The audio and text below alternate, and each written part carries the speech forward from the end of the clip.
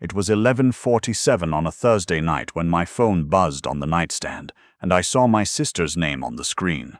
I already knew it wasn't good. My sister doesn't call after 10 unless something is wrong. "He fell," she said.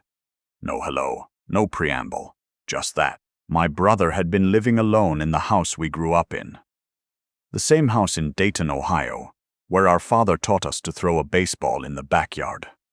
Where our mother baked pies every Sunday, until her hands got too stiff to roll the dough. He was 79 years old, a widower, and too proud to move in with either of us. He'd been managing fine, or so we thought, until he wasn't. "He's at the ER, my sister told me. They think it might be his hip. He's asking for you."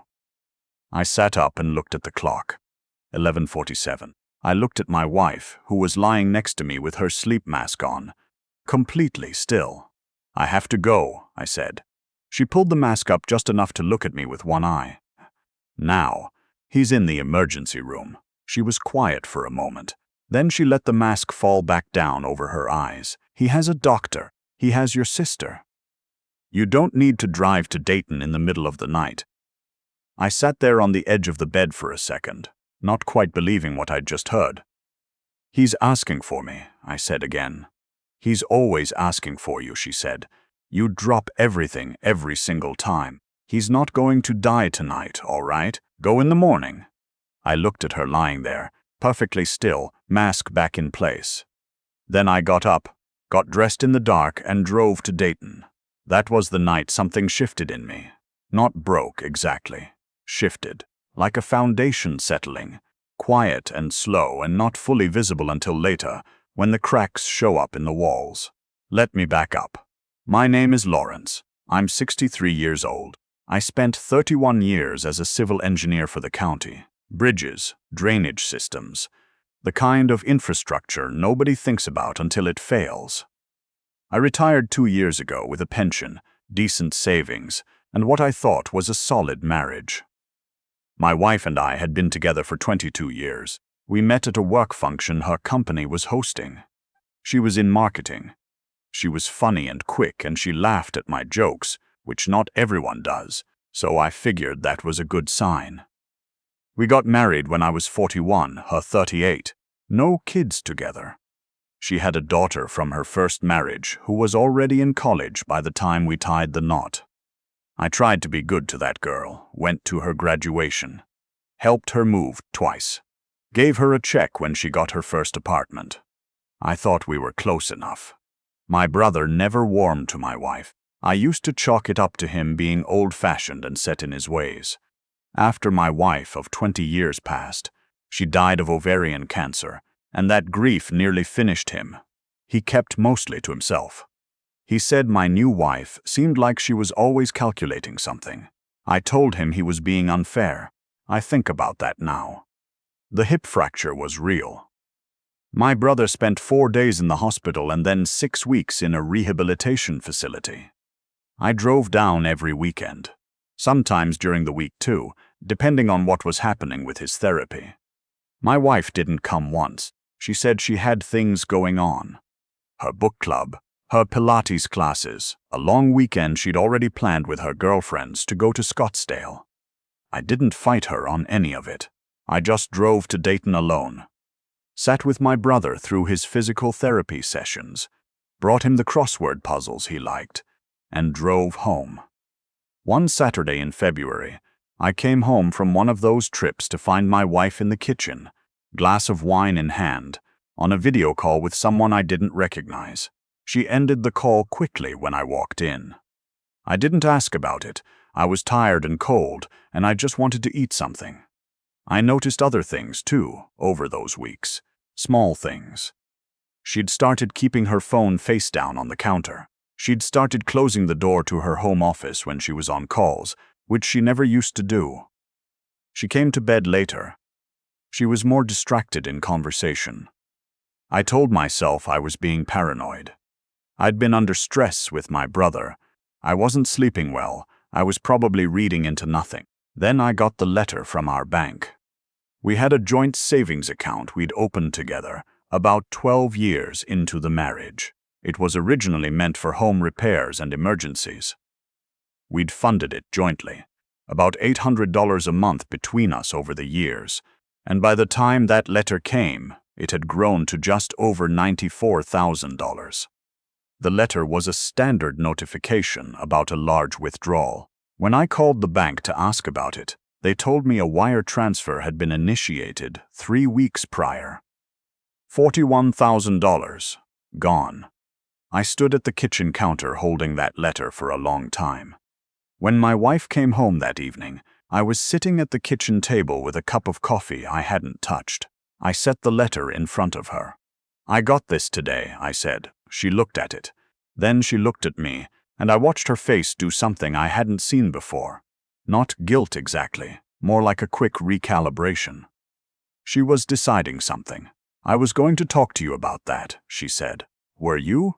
"I've been looking at some investment opportunities." I moved the money into a separate account temporarily. "It's still ours." "A separate account," I said. "In whose name?" She didn't answer right away. "I need you to explain this to me," I said. Clearly.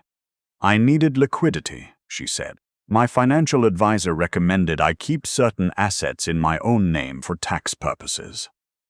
I am a man who spent 31 years building things that had to hold weight. I understand load-bearing. I know when something isn't going to hold. You moved $41,000 out of our joint account without telling me," I said. "That's the fact." She said I was making it into something it wasn't.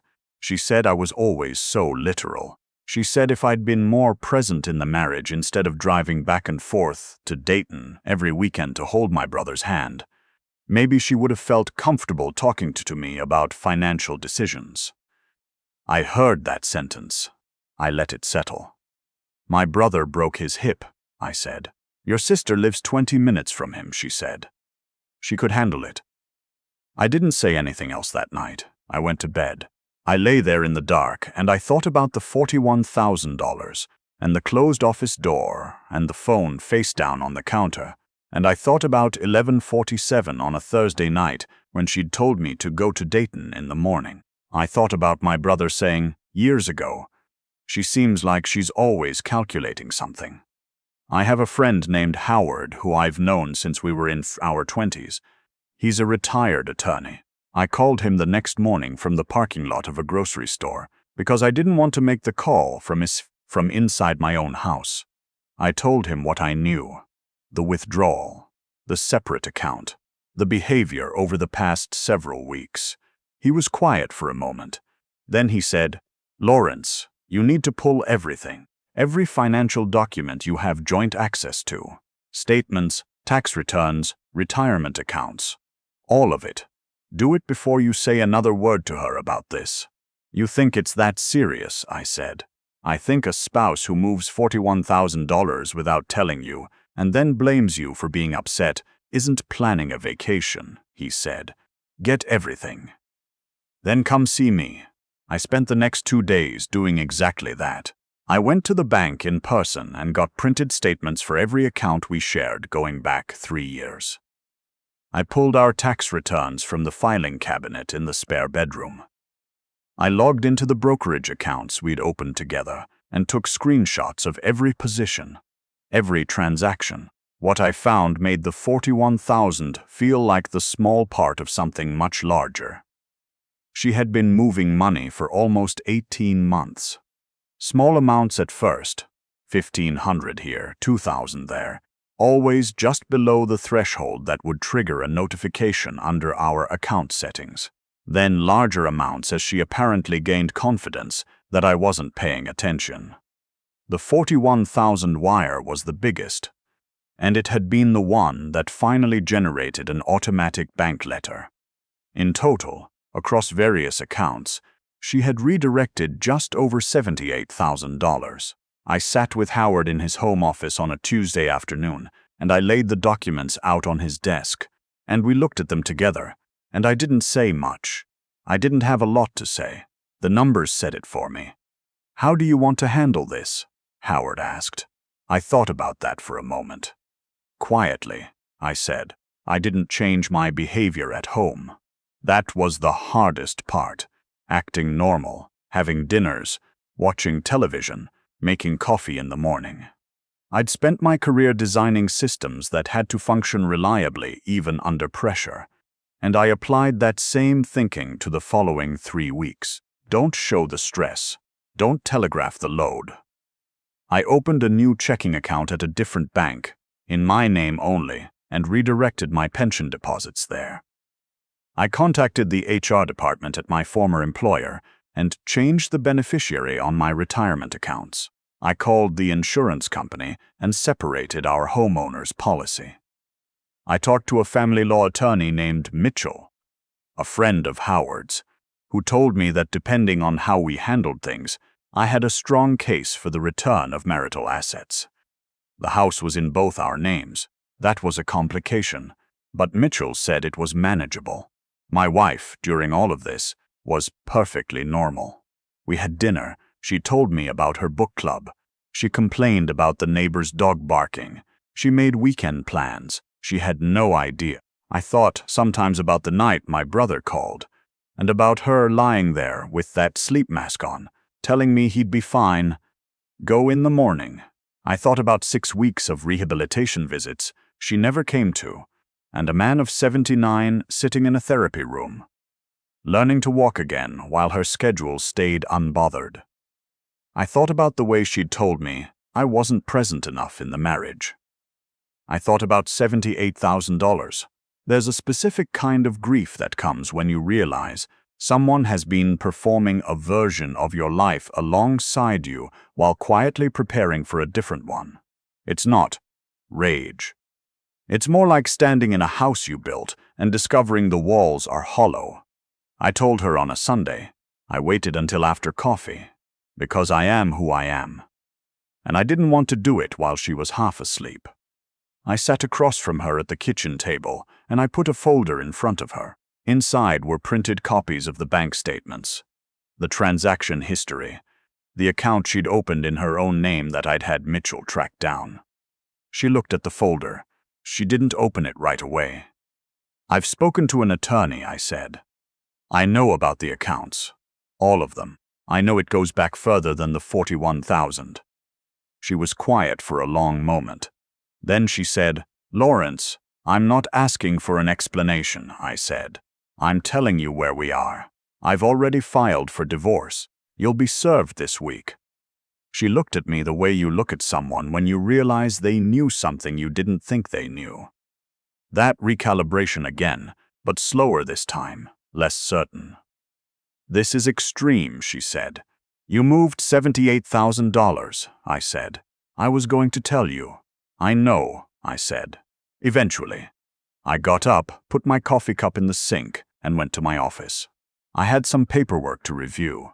She knocked on the door about 20 minutes later. I said, I don't have anything else to say right now. She stood there for a moment. I could hear her breathing on the other side of the door, and then I heard her footsteps going back down the hall. The divorce took 8 months. Mitchell was thorough and patient and calm, which is what I needed, because I was none of those things on the inside, even when I appeared to be. She contested several things. She hired her own attorney.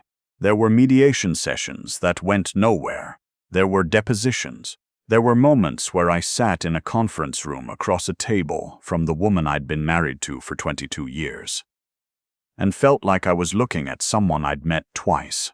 In the end, the court ordered her to return $63,000 of the $78,000, the difference being amounts she'd already spent that couldn't be recovered. We sold the house, split the proceeds according to what we'd each contributed to the mortgage over the years.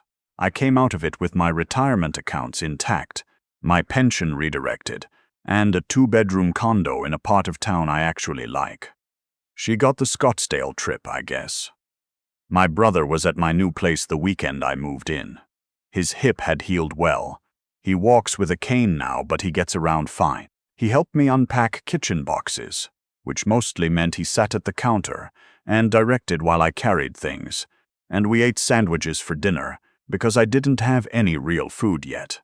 and it was one of the best evenings I'd had in a long time. He didn't say I told you so. He's not that kind of man. He just sat there at my counter and ate his sandwich and said, "Nice place. Good light in here." "Yeah," I said, "I think so too. I've thought about what I would say to myself at 41, standing at that work function, watching a woman laugh at my jokes and thinking this is a good sign. I'm not sure I'd say anything, honestly.